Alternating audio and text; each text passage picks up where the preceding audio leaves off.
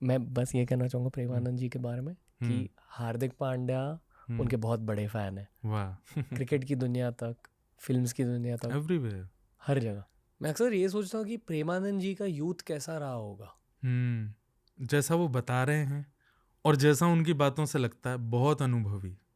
और जिस तरीके का वो बोलते हैं ना, वो व्यक्ति तभी बोल सकता है जब उसने बहुत अनुभव किया हो।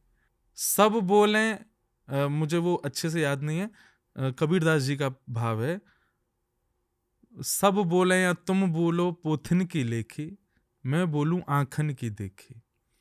आप सब तो वो बोल रहे हो जो सब लिखा हुआ है, पर मैं वो बोल रहा हूं जो मैंने आंखों से देखा है।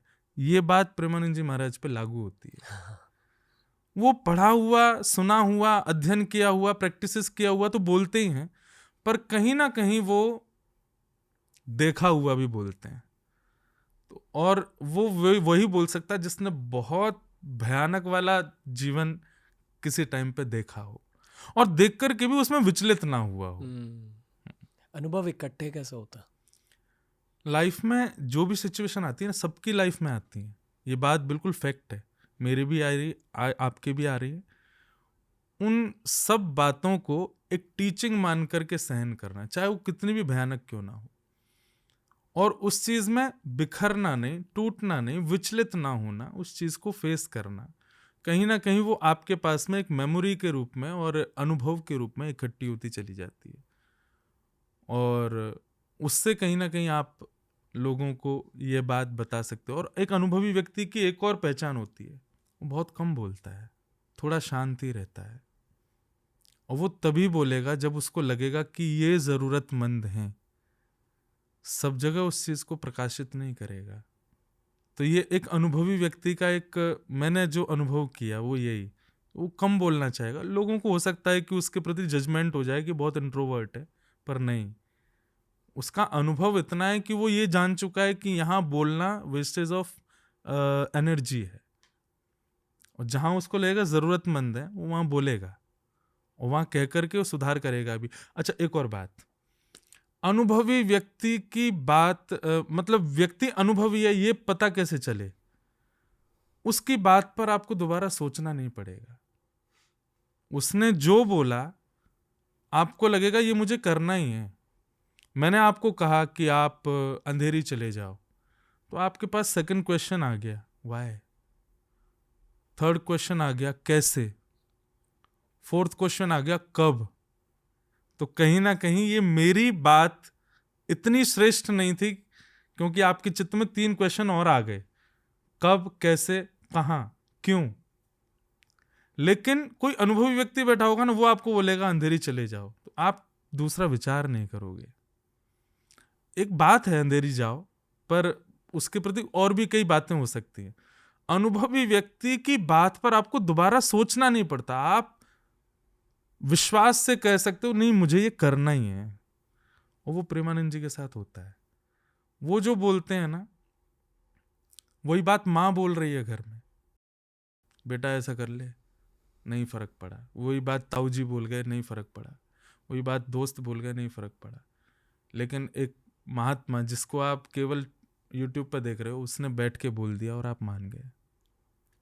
आपकी भी इंट्यूशन अच्छी है, ठीक है, इसलिए मैं अगला सवाल पूछ रहा हूँ। जी आपने बहुत ज़्यादा जाना है प्रेमानंद जी को, सही कह रहा हूँ, जी। सोचा है उनके बारे में। आपको क्या लगता है कि प्रेमानंद जी को खुद की ज़िंदगी के बारे में क्या लगता है? कि उनको पर्पसली भेजा गया है तो सबका पर्पस, मेरा आपका हम सबका एक पर्पस है इस दुनिया में आने का। जग की सेवा खोज अपनी, प्रीत हरि से कीजिए। ये जिंदगी के 3 राज हैं, जग की सेवा, खोज अपनी, और तीसरा प्रीत हरि से कीजिए। हरि मतलब परमात्मा, उनसे कीजिए। जो समझ गए इस बात को कि मेरा पर्पस क्या है, ये आद्य शंकराचार्य भगवान ने भी कहा, को हम कस्तम को तायात, तुम कौन हो, मैं कौन हूं, हम कहाँ से आए, हम क्यों आए हैं संसार में, यह पहचान जाना, ये हम सबका उद्देश्य होता है। पर हम इतने संसार में ढक चुके हैं कि हमको इससे मतलब ही नहीं पड़ता, फर्क ही नहीं पड़ता कि हम क्यों आए हैं। वो उस बात को समझ चुके हैं कि उनकी लाइफ उनके लिए नहीं है, उनकी लाइफ सबके लिए है, और उनको ठाकुर जी ने एक पर्पजली भेजा है, जो कि सबको ही भेजा है, पर वो ये बात समझ चुके हैं, वो ये बात जान चुके हैं। और ये भी भगवान की माया होती है कि हम नहीं समझ पाते हैं। ठाकुर जी सोच, सबको ही पता चल गया कि मेरा पर्पस क्या है, संसार चलेगा कैसे फिर?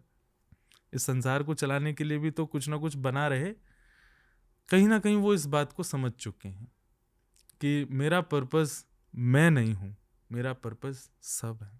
पता है, यहाँ हम प्रेमानंद जी की बातें कर रहे हैं, ऐसी ही कॉन्वर्सेशन दिलजीत दोसांझ के बारे में भी हुई थी कि उन्होंने फंडामेंटली अंदर ही अंदर कुछ जाना है संसार के बारे में, और ये उनकी बातों में सुनाई देता है। मैंने ये देखा है मीडिया की दुनिया में, मैंने नोटिस किया है कि जब किसी को ऐसे तुरंत बहुत ज़्यादा एक लिफ्ट मिल जाती है ना, दिलजीत दोसांझ, मैं फेम पर्सपेक्टिव से बात कर रहा हूँ, फेम पर्सपेक्टिव से प्रेमानंद जी भी पिछले 2 सालों में कुछ तो हुआ है जिसकी वजह से उनका चेहरा बहुतों तक पहुंचा है।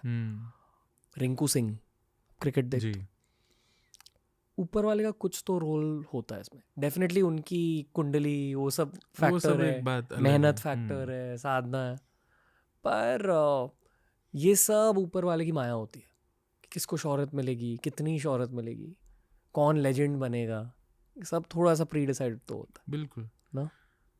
अभी मैं कुछ दिन पहले ही मैंने सोशल मीडिया पे दिलजीत दोसांझ जी का एक भाव सुना था कि वो कह रहे थे कि लोग बोल रहे हैं कि ऑफ सडन दिलजीत कहीं से आ गया, पर वो 20 साल से लगे थे। अभी मैंने आपने कहा कि 2 साल से प्रेमानंद जी आ गए, पर उनकी एज देखें, उन्होंने गृह त्याग कब किया था, एक उस अवस्था में जब लोग खेलना चाहते हैं, तो वो छोड़ के चले गए थे सब कुछ। कहीं ना कहीं हमें उस व्यक्ति का एफर्ट अपनी लाइफ में जो उसने दिया वो हमें दिखा नहीं है, हमें बस वो व्यक्ति एक फेम में आकर के दिख गया। Even you also, even me also, जो भी हैं कहीं ना कहीं कुछ तो किया है। आज आपको भी अगर कोई बोल जाए कि भाई रणवीर अचानक से इतने बड़े बन गए या कुछ हो गए, आपको भी लगेगा नहीं भाई देख एक बार पीछे आके, एक बार मेरे वो सिचुएशंस भी देखो जब मैं बिल्कुल अकेला था, वो सिचुएशंस भी देखो जब मैंने बहुत दिन तक सूरज भी नहीं देखा था, वो सिचुएशंस भी देखो जब मैं घर वालों से ही नहीं मिला था, वो सिचुएशंस भी देखो कि मैं पानी पे ही रहा था। सिचुएशन सबने देखी, और यही सिचुएशंस ही उसको कहीं ना कहीं लाइफ से इंट्रोड्यूस कराती हैं, वर्ल्ड से इंट्रोड्यूस कराती हैं, और तभी वो कहीं ना कहीं बन पाता है। अच्छा, एक और बात, प्रेमानंद जी महाराज और जो भी नाम है, कहीं ना कहीं आप उनको देख करके फील करोगे पर्पसली वो लोग नहीं बने ऐसे, उनकी लाइफ के स्ट्रगल ने, अभी ऐसा टाइम आया है कि स्ट्रगलिंग करने वाले ज़्यादा उठ रहे हैं, ज़्यादा आगे आ रहे हैं। कहीं ना कहीं सोशल मीडिया पर तो वो भी आ रहे हैं जो कुछ नहीं करते, पर लोगों के दिल में जो बस रहे हैं, या लोगों के दिल में, बुद्धि में जो कहीं ना कहीं एक आइडल का फॉर्म बना रहे हैं। पॉपुलर संसार में बहुत लोग हो रहे हैं, कुछ भी खा के कुछ भी पहन के दुनिया में बहुत लोग पॉपुलर हो रहे हैं सोशल मीडिया पर बात यह है कि आप किसको क्या दे पा रहे हो, किसके मन में बैठ पा रहे हो। वो जितने भी लोग आप देखोगे ना, वो कहीं ना कहीं बहुत मेहनत करके आ रहे हैं, बहुत कुछ देख करके आ रहे हैं लाइफ में। Short lived fame versus long lived fame. हाँ यानी कि ट्रेंड वाला जो फेम रहता है वो बहुत फास्ट ऊपर चला जाता है, बहुत फास्ट नीचे भी आता है। कई लोग उसको फिर पहचान भी नहीं पाते कि ये वही था क्या।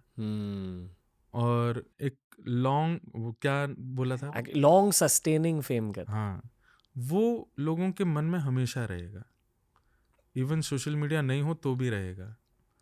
लोगों के चेहरे भूल जाते हैं हम लोग, पर उसकी कही गई बात नहीं भूल पाते, उसने क्या कहा था, वाह, उसने कैसे परिवर्तित किया था। तो चेहरा दिखाता है सोशल मीडिया, अगर कल को नहीं भी होगा ना, तो भी प्रेमानंद जी की बातें पिछले 2 साल में कही गई, मुझे नहीं लगता कि आदमी अपने 90-80 ईयर्स की लाइफ में भूल पाएगा।